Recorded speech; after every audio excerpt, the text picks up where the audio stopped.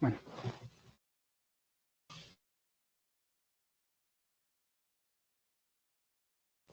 Listo, ya estamos grabando. Ya, si entran, que entren, si no, ya nada más.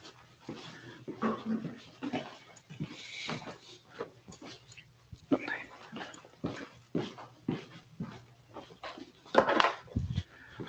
Listo. Entonces, si estamos hablando de magnet torquers, que ya vimos que funcionan con el campo terrestre, que básicamente es un electroimán que yo estoy prendiendo y apagando, pues la ecuación que los gobierna va a tener que ver con teoría electromagnética, ¿no? Ahora, ¿cómo es que controlamos ADCs? Con torques. Fíjense que acá estamos sumando solo torques. Entonces, el torque generado, el torque magnético, no voy a cambiar la notación ahora, viene a...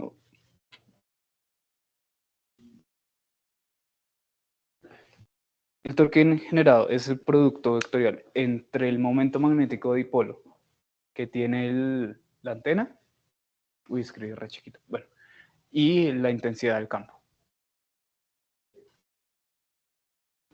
¿Qué es el momento magnético? Perdón, el momento magnético dipolo es el que genera un embobinado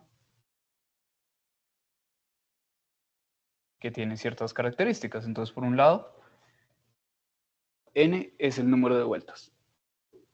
Entonces, no sé, de acá a acá hay 10 vueltas.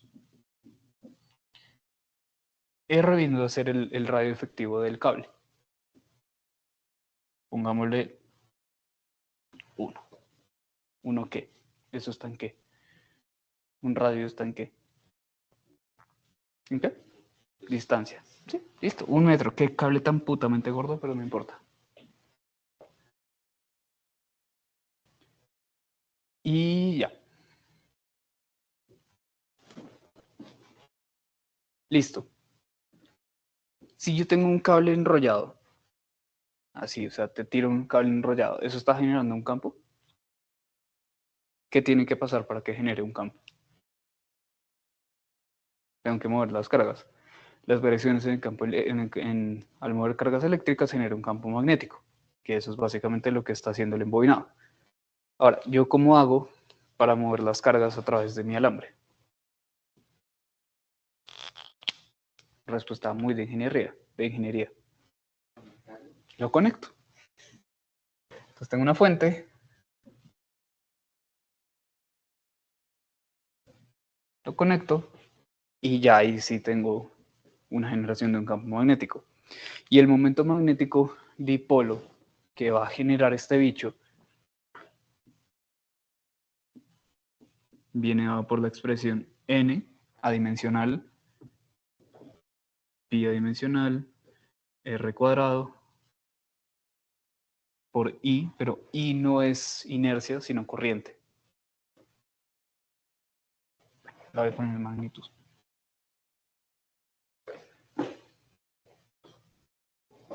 ¿Eso qué unidades me da?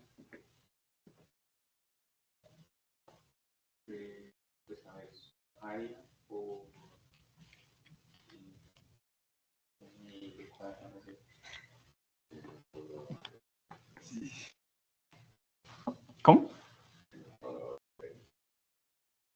Sí.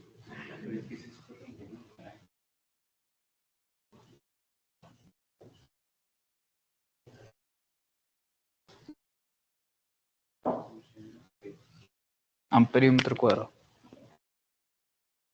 Listo. Cuando uno diseña un magnetorquer, tiene en cuenta estos parámetros. ¿Por qué? Porque lo que uno hace generalmente es definir a qué corriente va a operar. Y a qué corriente va a operar depende de mi circuito electrónico.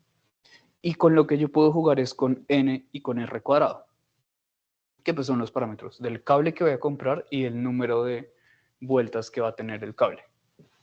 Entonces, los magnetorquers que nosotros en SpaceTech diseñamos se diseñaron para un voltaje de 3.3 voltios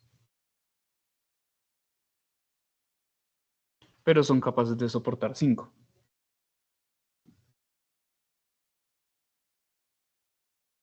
Y si yo hago la gráfica del momento magnético que generan, es lineal. ¿Se acuerdan de la ley de Ohm? Da igual ahí por R, ¿sí? De ahí es que yo puedo llegar a cambiar entre B e I. Y por eso es que este comportamiento es lineal, porque acá es lineal y no le estoy haciendo nada raro, entonces su comportamiento es lineal. Y acá tengo, si no estoy mal, 0.5. Entonces, a ver, como nosotros hacemos en ingeniería, es que básicamente decimos eso es un dato, porque ya están diseñados, ya están implementados, eso ya no se puede cambiar. Y sí, da aproximadamente 0.45 amperios por metro cuadrado. Ese es el momento total que va a generar. Ahora, si yo quiero, por ejemplo, utilizar como tal esos magnetorquers, pues eso está asociado a un circuito eléctrico, que ya vamos a ver cómo se controla. Lo siguiente sería entonces ver cómo meto esto acá. Tan fácil como hacer esto.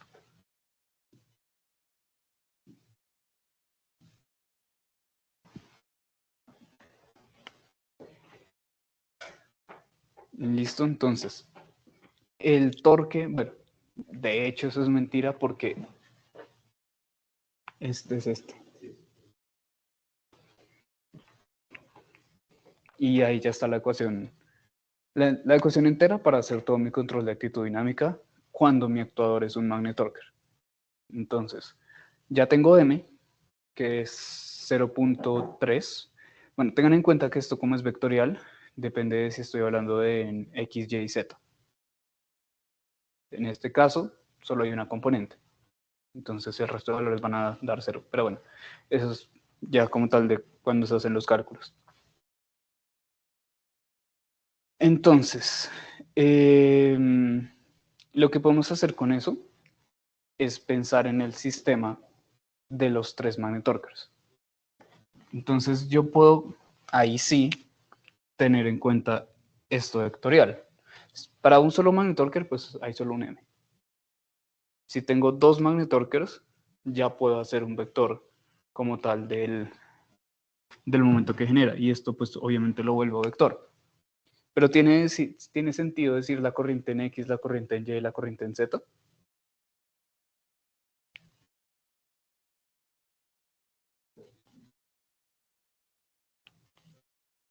¿Por qué? O sea, ¿qué sería físicamente acá en mi circuito la corriente en X, la corriente en Y y la corriente en Z? Y les defino solo X y Y.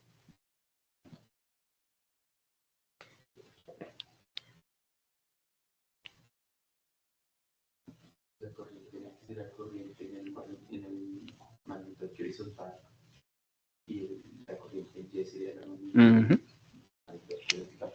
Exactamente. Entonces, en esta disposición, este magnetorquer es la corriente en X y el magnetorquer en Y. Ahora, si lo roto,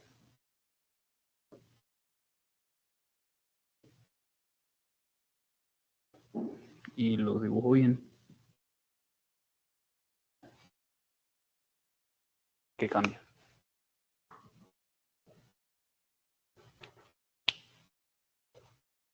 Sería la componente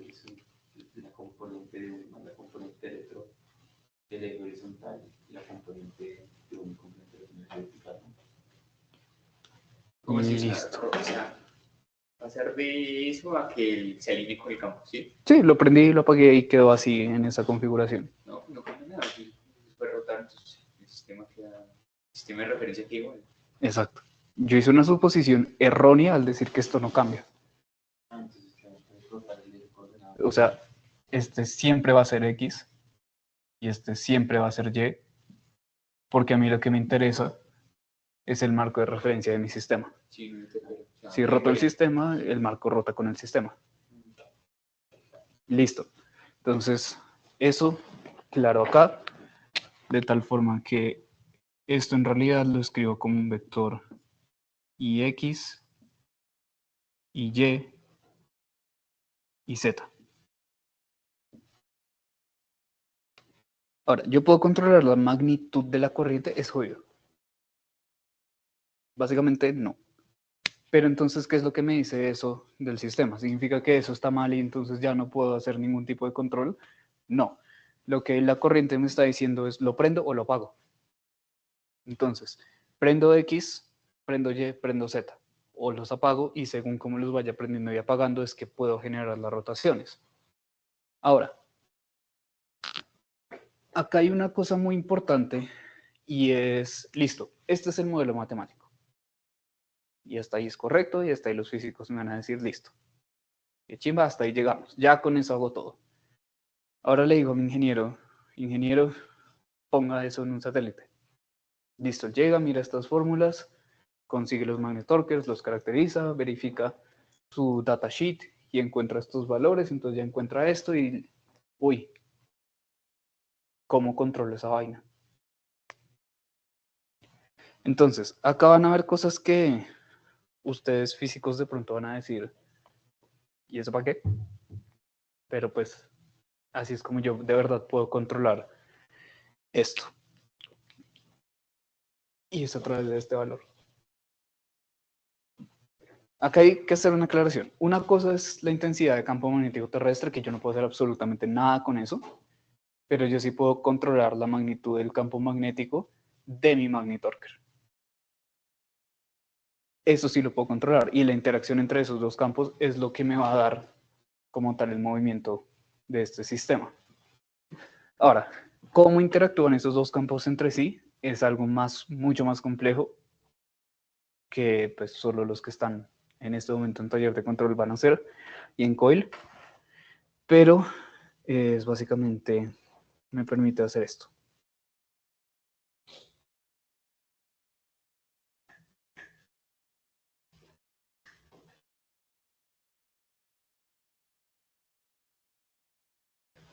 Me perdió. Listo.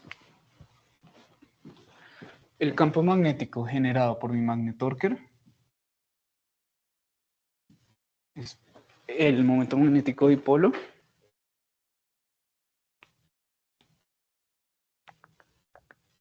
y viene a 0. Listo.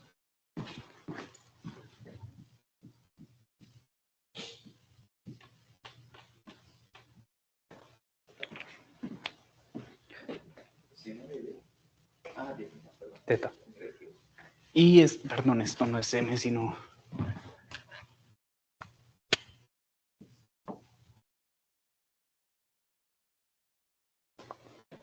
entonces torque en newton metros. Esta es una forma.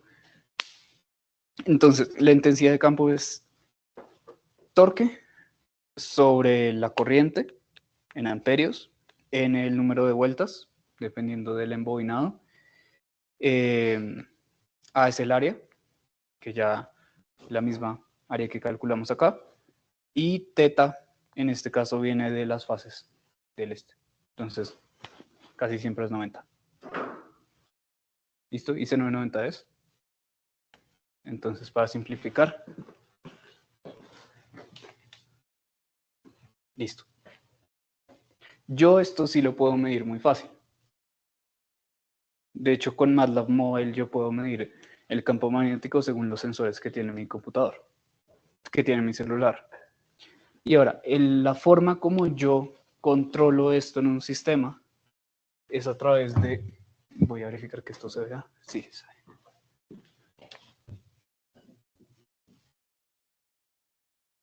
¿Saben qué es esto?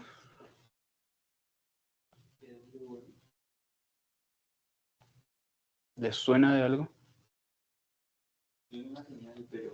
Sí, es una señal. PWM es Pulse Width Modulator, es un modulador de ancho de pulso y básicamente es un componente electrónico que a mí me permite dar una señal cuadrada.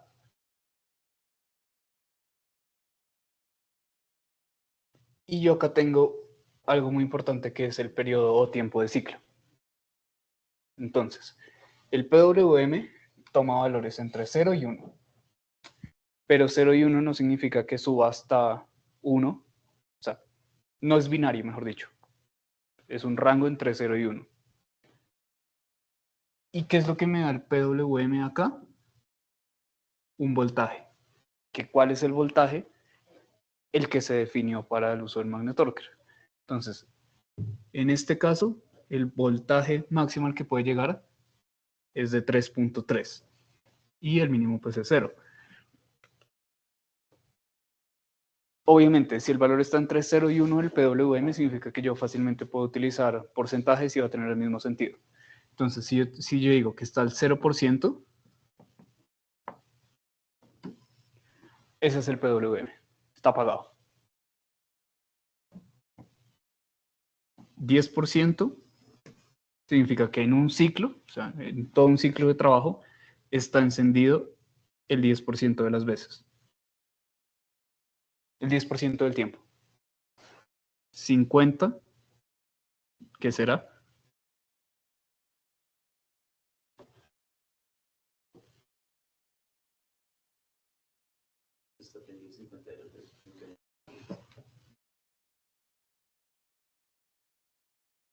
La mitad del tiempo.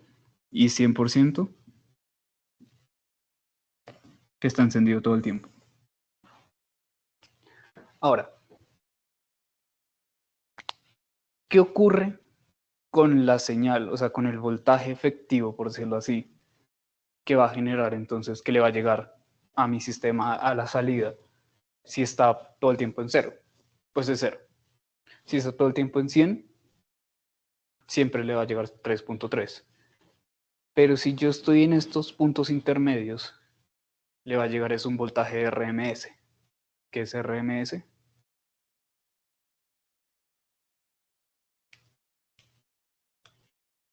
Root mean square. ¿Y eso qué significa?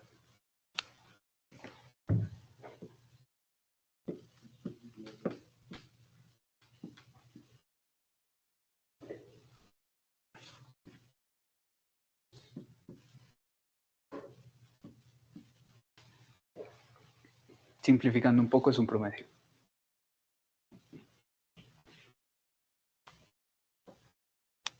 Tomo el objeto, le saco la raíz, lo pongo. Tomo el objeto, lo pongo. O sea, tomo la señal, saco el promedio, lo pongo al cuadrado, le saco la raíz. Lo que estoy haciendo es eliminar los negativos y estoy sacando un promedio. En el caso del PWM, como nunca tiene valores negativos, pues va a ser prácticamente el promedio del que está. Entonces, si lo tengo a 50%, aproximadamente el voltaje que va a haber es de 1.6, algo. ¿Listo? Así es como puedo controlar el magnetorquer. Según el voltaje efectivo que le está llegando a través del PWM, yo puedo entonces, ahora sí, medir. Y el montaje sería básicamente esto. Tengo el núcleo con el magnetorquer, tengo la fuente, el PWM,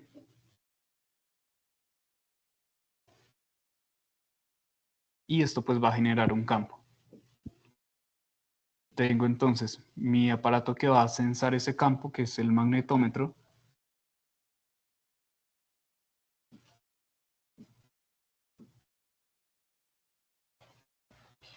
Y con el magnetómetro entonces puedo medir la intensidad de campo.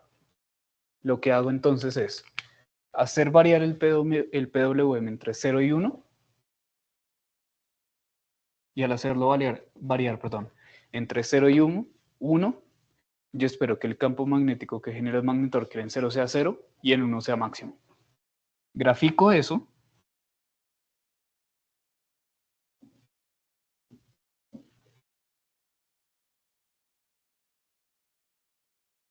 Y eso me va a dar un comportamiento X. Eso no se ha caracterizado todavía, va a dar un comportamiento X. ¿Y qué es lo bueno que yo puedo hacer con esta gráfica? Como ya tengo B, ya tengo M, ya lo puedo meter a mi ecuación de control. Como ya lo puedo meter en mi ecuación de control, ya puedo hacer control. Pero aún más fácil. Yo a esta gráfica le puedo sacar una cosa llamada la función de transferencia de esa gráfica. ¿Saben qué es? ¿Han escuchado eso? En Laplace. Sí, o sea, básicamente, cojo esta función, cojo esta gráfica, hago Laplace y lo manejo en el dominio de Laplace. Una función de transferencia sencilla es 1 sobre s. Esto es lo más básico, esto, de hecho, esto es un impulso. Y esto pues va a tener una función de transferencia asociada. Si el sistema tiene oscilaciones, pues tiene una, perdón, si el sistema es oscilatorio, tiene una función de transferencia, pues digamos que ya se conoce, que tiene que ver con su frecuencia natural, con su coeficiente de amortiguación y demás, y funciona pues como un oscilador armónico. Si tiene...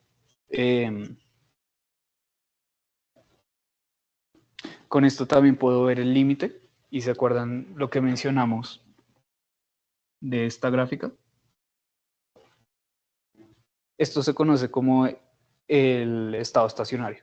Cuando ya el sistema llega a un estado estacionario y yo puedo conocer el valor del estado estacionario haciendo el límite cuando s tiende a 0 de la función de transferencia del sistema por el punto de operación. Bueno, esas son cosas que se pueden hacer, digamos, al hacer la transformada de Laplace del sistema. Y con esto es que ya puedo ahora sí empezar a poner esto en un diagrama electrónico, en un diagrama de bloques y hacer control. Le aplico mis leyes de control, que hay muchas. O sea, hay muchas formas en las que yo puedo hacer control. Por mencionar algunas, puedo hacer un PID. PID es el tipo de control más sencillo porque es muy fácil de implementar, es fácil de sintonizar y son simplemente operaciones matemáticas. Entonces, P es una ganancia proporcional, ganancia integral, ganancia derivativa. Y es básicamente una forma de yo hacer control sobre un sistema. También lo puedo hacer con LQR, donde encuentro las matrices L, Q y R del sistema, que pues no son más que matrices asociadas a mi sistema físico. Puedo utilizar cuaterniones.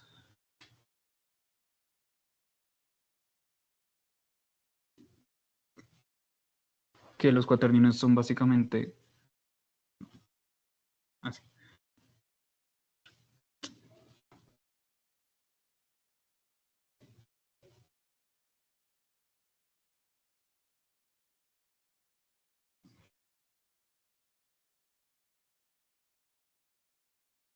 Y eso me permite describir rotaciones en función del tiempo. Tiene, pues, digamos, sus ventajas y desventajas. Hay muchas cosas que puedo utilizar para pasar de todos esos modelos matemáticos que sí son correctos, son muy bonitos, pero pues ya toca pasar como tal a la implementación. Y la implementación la logro a través del PWM, es una forma, y haciendo mi sensado. Con mi sensado entonces ya tengo mi función de transferencia, no va a ser de la forma 1 sobre s, pero ya tengo mi función de transferencia y ya con eso ahí sí puedo hacer aplicaciones. ¿Qué hora es? Listo, apenitas. Esto de pronto se nota un poquito desconectado de la primera parte, pero es porque es más centrado en ingeniería, más centrado a cómo controlo esto.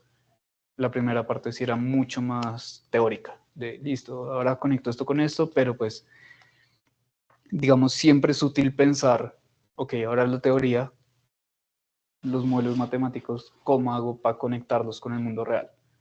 Porque pues variar la corriente, su magnitud es jodido. Variar el voltaje, hay formas de hacerlo. Entonces, no sé, se los pongo a ustedes como ejercicio mental, que se pongan a pensar cómo puedo implementar las cosas que pienso. Yo sé que si ustedes son como mejor, eso les vale huevo, pero pues hay escuelas de pensamiento, ¿no? Pregunta, Danieles, Felipe, Angie. Básicamente esta parte fue para ustedes.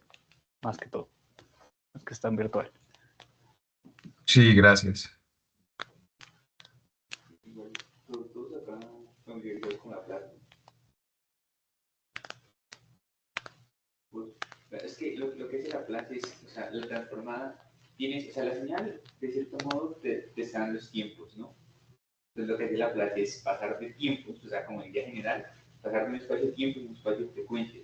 Entonces es conveniente, pues, trabajar en uno o en otro, porque a veces, digamos, los pulsos son una vaina rolepea.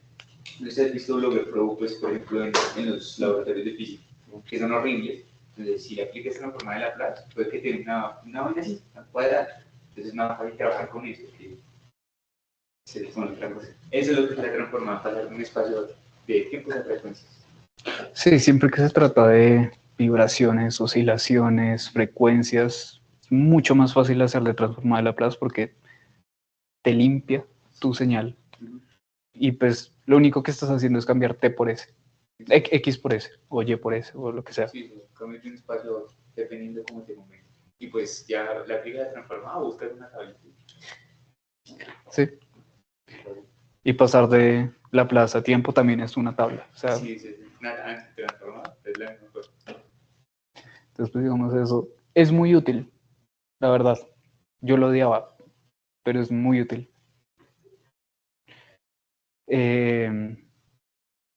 Bueno, mientras son las 11, vamos a hacer un cálculo. Vamos a darle gusto a los físicos. Aunque es algo muy sencillo, es casi que física 1, pero no me importa. Entonces, ¿cuál es mi problema? Tengo un satélite orbitando la Tierra.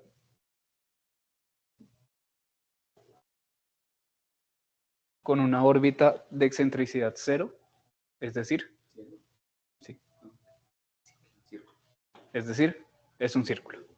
El semieje mayor y el semieje menor son exactamente iguales. Entonces, primera característica, tenemos una excentricidad de 0. Segunda característica, estamos en una órbita geoestacionaria. Órbita geoestacionaria quiere decir que el satélite tiene el mismo periodo que la Tierra. Es decir, le da una vuelta a su órbita en 24 horas. ¿Y eso qué es lo que quiere decir específicamente sobre la Tierra? Que es como si siempre estuviera arriba. ¿Listo? Ahora, el satélite está apuntando hacia arriba. Si yo no hago nada, si no le induzco ningún torque, cuando esté acá arriba, ¿hacia dónde va a apuntar? Hacia arriba. Porque simplemente está actuando su cinemática y no su dinámica. Cuando esté acá, va a estar apuntando hacia arriba. Porque no estoy haciendo nada. Cuando esté acá, va a estar apuntando hacia arriba. Significa que esto, como un reloj dañado, funciona una vez al día. Bueno, de hecho, un reloj dañado funciona 2 veces al día. Esto es peor que un reloj dañado. Si, por ejemplo, mi sistema con lo que quiero hacer es apuntar a la Tierra para tomar fotos, ese tipo de problema específico se conoce como nadir pointing. El nadir es la dirección hacia abajo respecto a mi objeto. Entonces, el nadir lo voy a hacer con rojo. De este es hacia allá. El nadir de este sería ¿para dónde?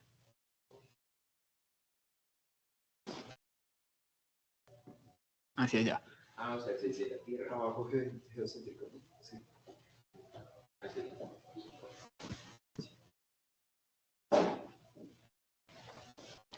Entonces, nadir pointing significa siempre le apunto al objeto que orbito, básicamente. Cambio la Tierra por el Sol, es el Sol. Cambio la Tierra por otro satélite, es frente al objeto. No es geocéntrico, es frente al objeto foco de la órbita. Eso es importante, porque si tengo una órbita elíptica, yo tengo dos focos.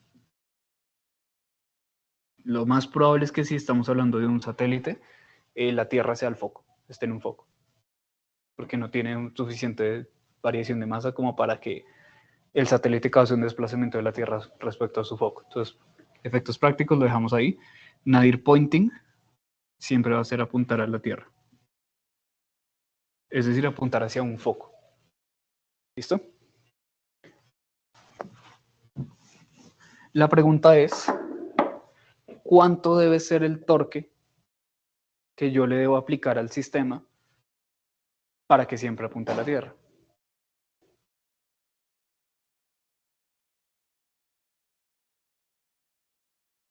Entonces, bueno, vamos a hacer varias cosas, varios datos, por decirlo así. Lo primero es que tenemos la ventaja de tener un torque de giroscopio. Es decir, nos va a dar, ya tenemos estabilidad en un eje. Y ese torque de giroscopio tiene una velocidad angular de 5 radianes por segundo. Bueno, importante definir el sistema coordenado.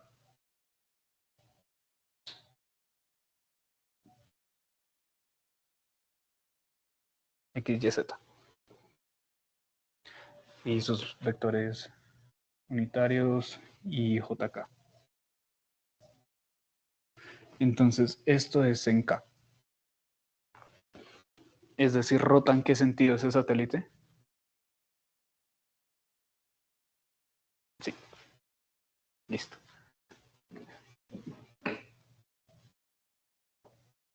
Este es el torque de giroscopio que tenemos.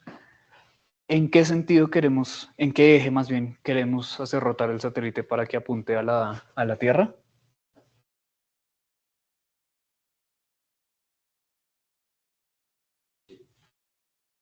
En el eje Y. O sea, estamos buscando una rotación en J. La inercia del satélite es de 300 kilogramos metro cuadrado. Y ya con eso se debe hacer todo. Entonces, ¿por qué empezamos?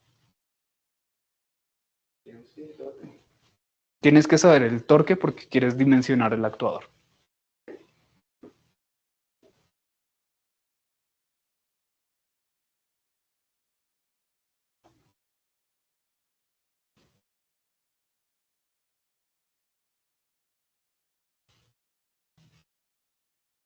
Voy a poner acá un ladito todas las ecuaciones que se pueden usar.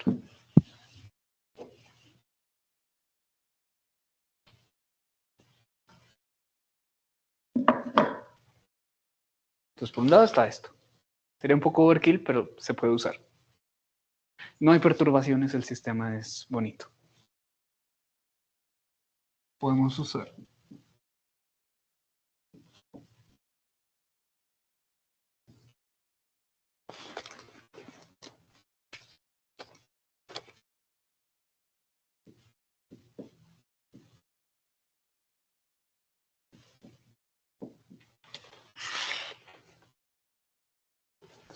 ¿qué más?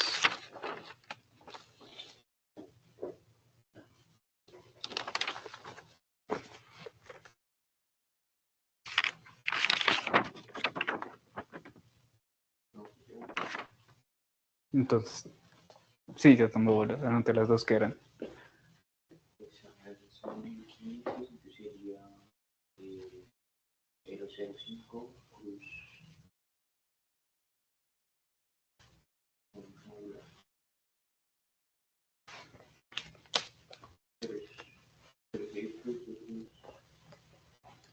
Bueno, entonces primero calculemos el momento angular que va a tener de torque de giroscopio. Entonces el momento angular que va a tener va a ser su inercia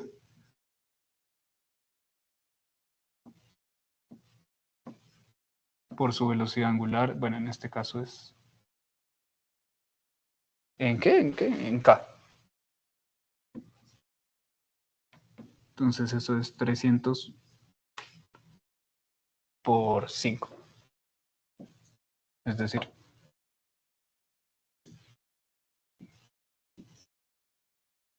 ¿y eso está en qué unidades?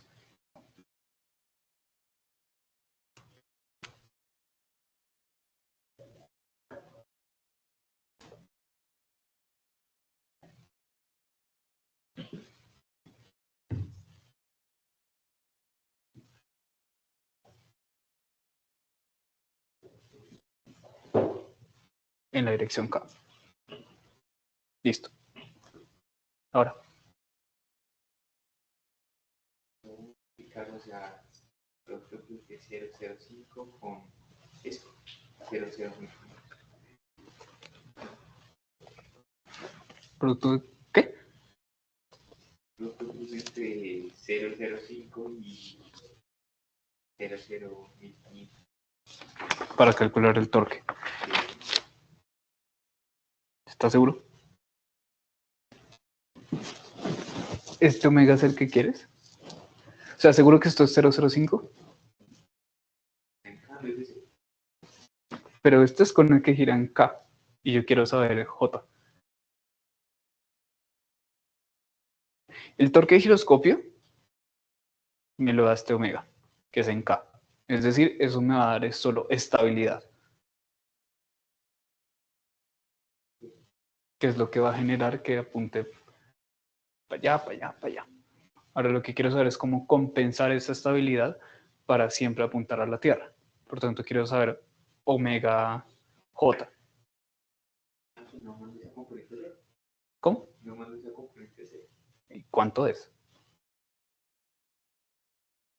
¿Podemos saber cuál es la magnitud de este omega?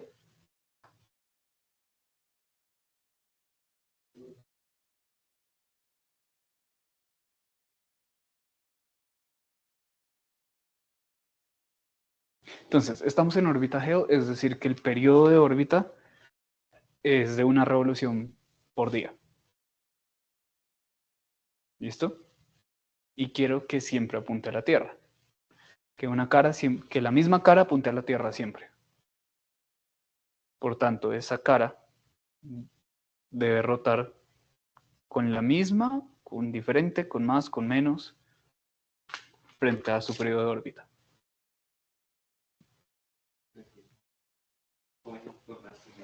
O sea, se demora 24 horas en hacer esto. ¿Sí? Pero yo quiero que en vez de hacer esto, haga esto.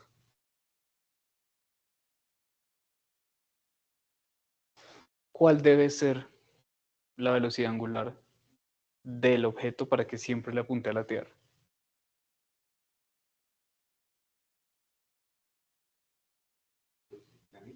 La misma.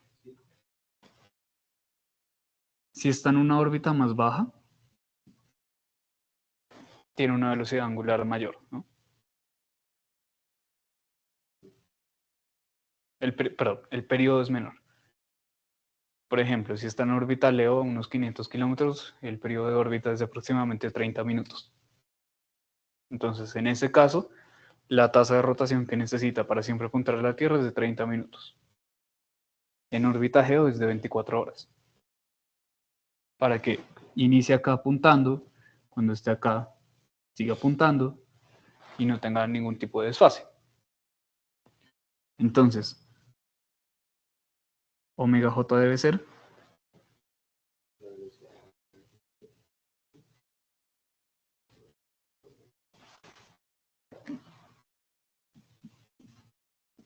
2pi sobre 24 horas, pero lo quiero en segundos.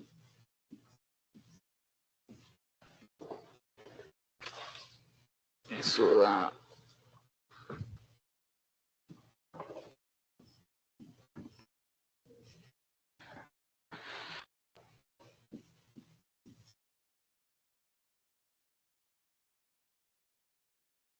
Listo.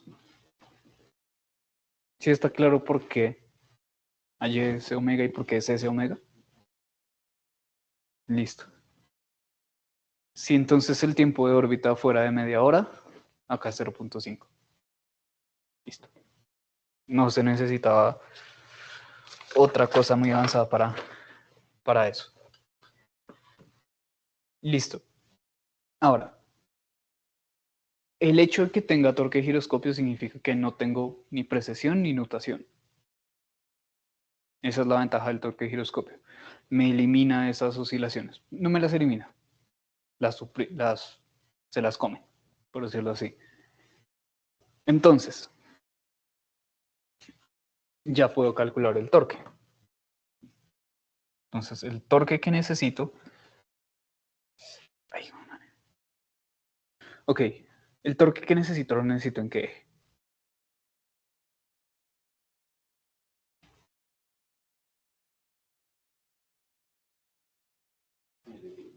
En este momento, acá lo necesito ¿en qué eje?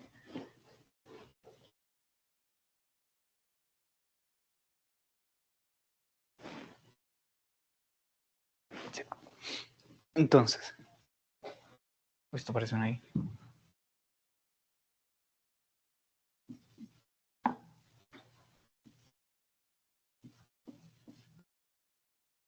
Porque si igual ahí omega cruz h me corta con algo.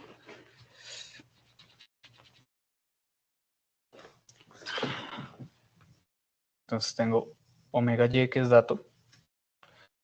Pregunta, ¿esto es omega qué? Omega z. ¿Me sirve para lo que estoy haciendo?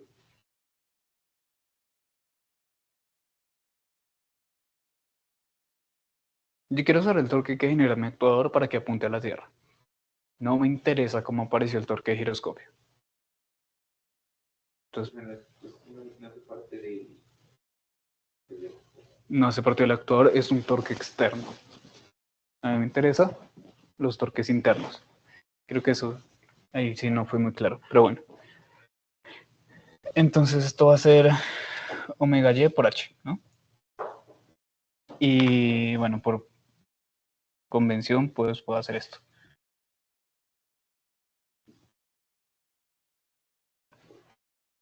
¿Sí o no? ¿Y cuánto da J cruz K?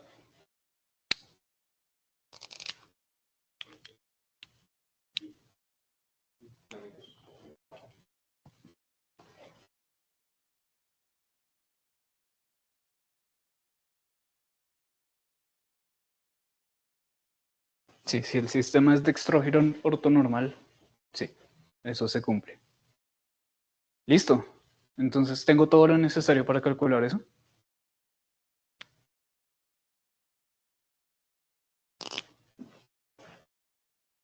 Entonces, el torque va a ser 7.27 por 10 a la menos 5 por 1500.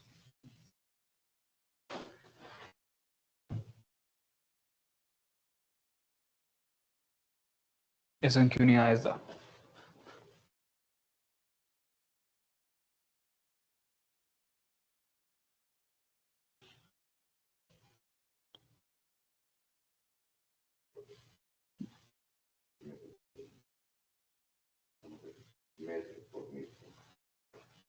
Newton por metro.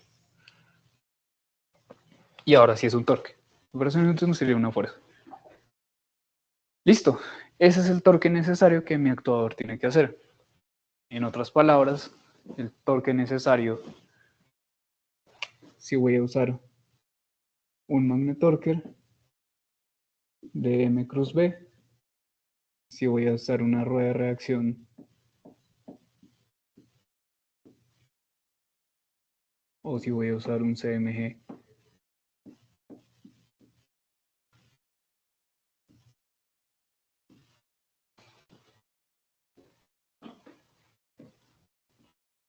Ahora, uno que podría ser un poquito más interesante.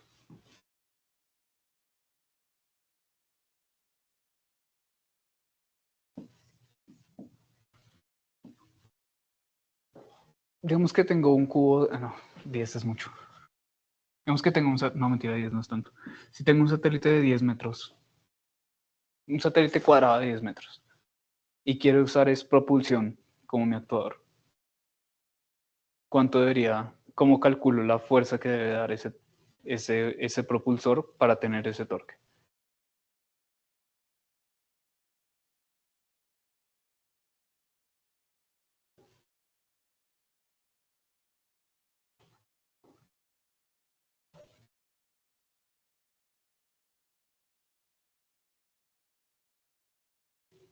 Porque esto ya lo vimos, sí, sí. Y por omega y listo, qué bonito. Pero si quiero usar es propulsión en vez de actuadores cinemáticos, dinámicos, perdón.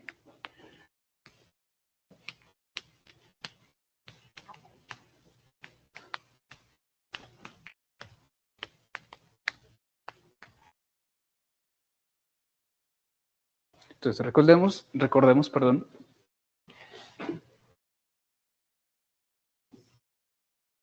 un actuador por propulsión lo que va a hacer es eyectar material y eso se traduce en una fuerza, ¿no?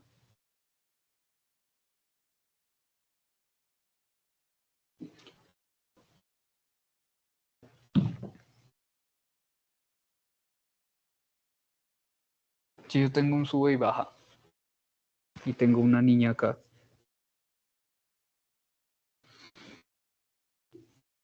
y otro acá, ellos están acá generando una fuerza que pues es omega, una fuerza debido a su peso, ¿no? Que viene siendo su masa por la gravedad. Listo. Pero eso genera un torque.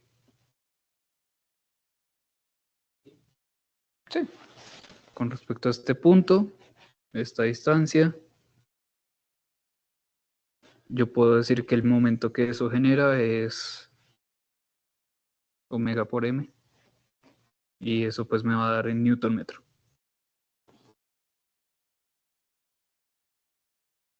Teniendo en cuenta esto, ¿cómo calculo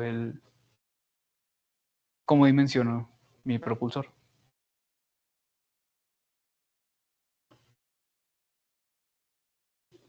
Entonces, ¿cuáles son los dos parámetros con los que puedo jugar?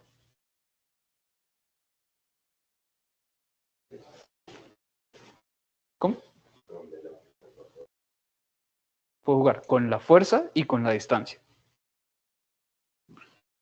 Entonces yo puedo definir cuál es la fuerza que va a generar, o sea, cuál fuerza y cuál distancia con respecto a sus... Esto es isótropo, uniforme, bla, bla, bla. No tenemos ningún tipo de problemas de distribución de masa. Entonces,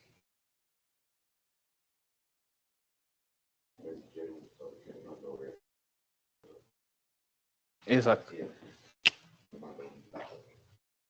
Entonces, lo primero que definimos es que quiero que haga este tipo de rotación. Si lo pongo en el centro, por más fuerza que le ponga, eso nunca va a generar un torque. Estoy multiplicando por 0. Entonces, hay una cosa importante, es que D es la distancia del actuador a su eje de simetría. ¿Listo? Si lo pongo en el eje de 0. Y ya sé que el torque que debo generar es, por simplicidad, 0.1. Entonces, el torque que quiero es 0.1 newton metro.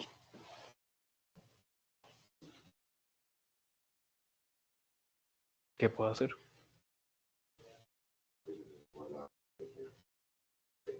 ¿Y cuántas soluciones tiene?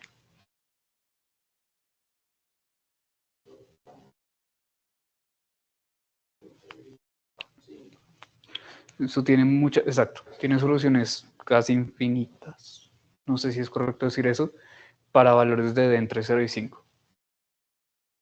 Y de hecho tiene infinitas si yo digo que le puedo poner una antena acá y acá al actuador. Pero pues eso no tiene mucho sentido. Entonces veamos esos rangos. Para que sea 0.1, yo puedo tener un valor de D entre 0 y 5 metros, ¿no? Bueno, en realidad acá sería así. Y puedo tener un valor de f de cuánto. Entonces, si d es 0, f es infinito. Si d es 5, f es cuánto.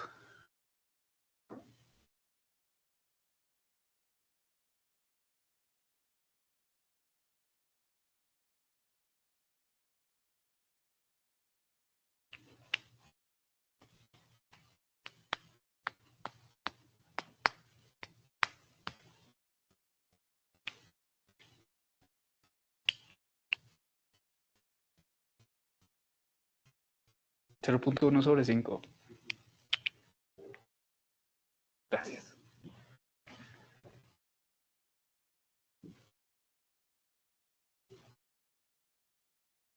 Y esto acá no tiene ningún sentido lo que acabo de hacer. Si este es máximo, este es mínimo. Pongan D a 0.000001, 5 ceros. Está muy cerquito del centro, pero no nulo. ¿Cuánto da?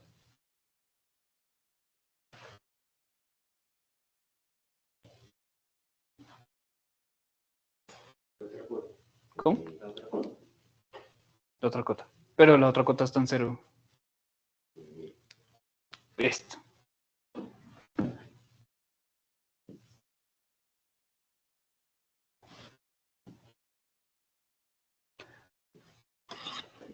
Acá llévense algo. Yo tengo parámetros de diseño con los que puedo jugar. En este caso es la fuerza y la distancia. Siempre hagan variar más lo que es más económico. Entonces,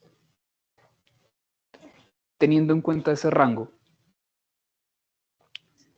¿qué es más caro? ¿Poner más fuerza en la propulsión o alejarlo del centro? ¿Alejarlo del centro es más caro? Más barato. Entonces, ¿cuál sería mi solución óptima en este caso? Ponerlo en toda la esquinita. Ponerlo en D igual a 5. Entonces lo pongo acá con una fuerza de 0.02 newtons. ¿A qué quise llegar con esto? ¿Ustedes conocen el módulo lunar del Apolo? Era un cosito así.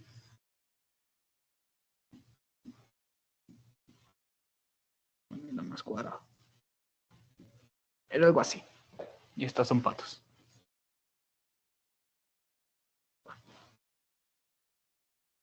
¿Yo qué quiero hacer con el Apolo? Quiero aterrizar. ¿Qué efectos voy a tener? Uno, traslación. Tengo que llegar suave. Eso me lo dan pues unos propulsores aquí abajito.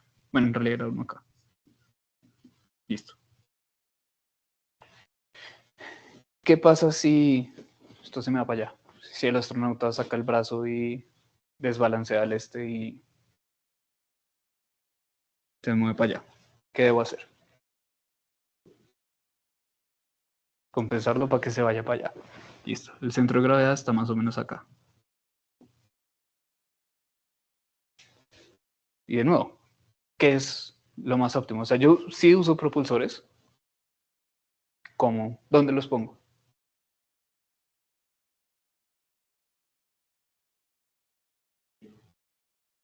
¿Cómo? O sea, como las bases, las patas, o como. Bueno, no sé si lo alcancé a exagerar lo suficiente.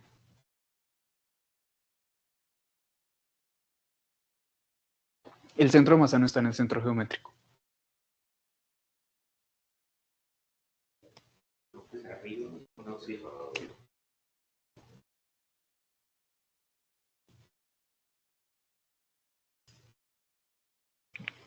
Lo pongo lo más lejos que pueda para maximizar el torque sin tener que poner una fuerza tan alta. Y así es como se hace. Así es como yo,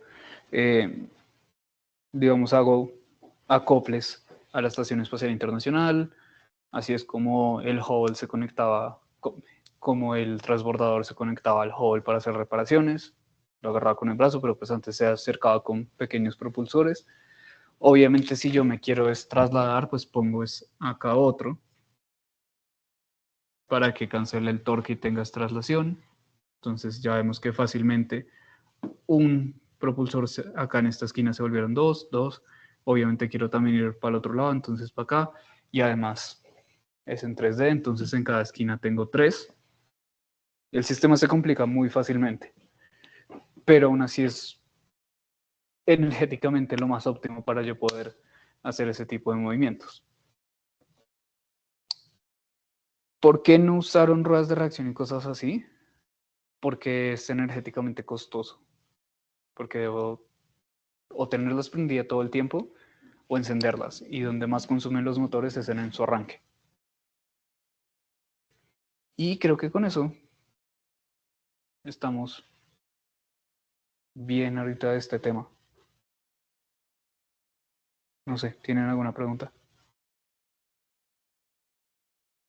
¿Todo claro? En virtual siguen algunos. Listo. Creo que eso es todo.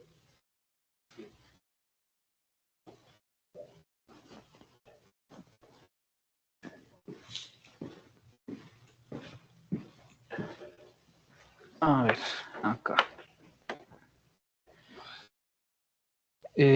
Sí, Daniel. Creo que puedes prender el micrófono. ¿Ya me escuchas? Sí.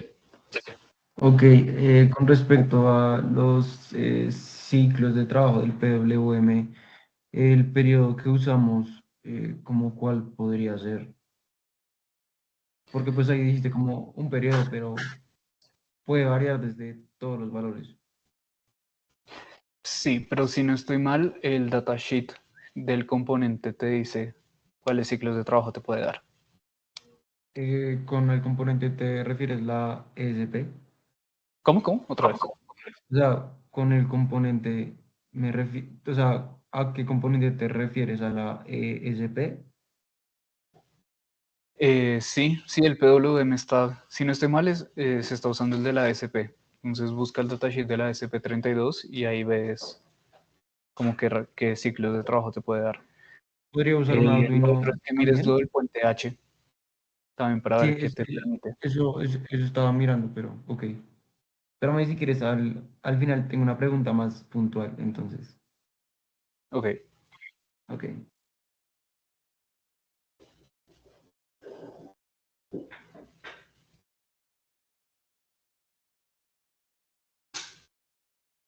¿Tú eres cómo te va a hacer?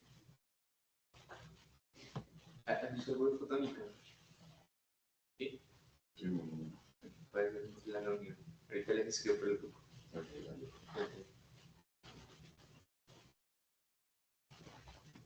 No te entendí, Daniel, si tenías una pregunta o no. Revisión del protocolo en principio. Pues si quieres, te la pregunto al final, que es como más puntual de Puedo en programar sí, como el montaje. porque imagen fotónica. Ok, pero ya acabamos. Entonces, ya es el final. Ok, entonces sí, de una vez. Estuve viendo para hacer ya la caracterización. Y decía que, digamos, el de la frecuencia, pues, no, espérate un momento, que acá lo tengo, estoy hablando por hablar. Que la SP tiene, espérate que no lo encuentro. ¿Dónde está eso? Espera un momento, lo busco y ya te digo.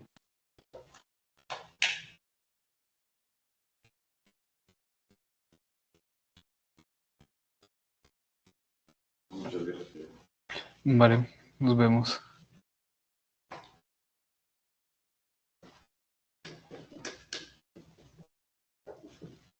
Creo que no es una banda. Entonces, sí, en todo caso que necesiten sus candidaturas de católica, pues yo le leí todo. Pero igualmente tú me has encargado de pues, trabajar en dos Sí. grupos. En los grupos. Sí, o sea, porque es que no, tú no estabas en el Excel de fotónica. No, es que Entonces, también... o sea, yo miré los grupos y pues les asigné tareas Sí. por... No hay problema, igual el problema de los cuerpos me interesa bastante. Yo no había puesto ese Excel porque justo ese día el día que fue la primera reunión y todo eso, estaba súper montado, un montón de vueltas y no me dio tiempo. Pero igualmente, pues para lo que sea, para lo que se pueda hacer. Vale, entonces fotónica. Pues sí, Bien, bien. no hay problema. Creo que la siguiente sí le hago de fluidos, una vaina así, pero... Sí, vi que estaban hablando en el WhatsApp de lo del plasma, ¿no? Del magneto.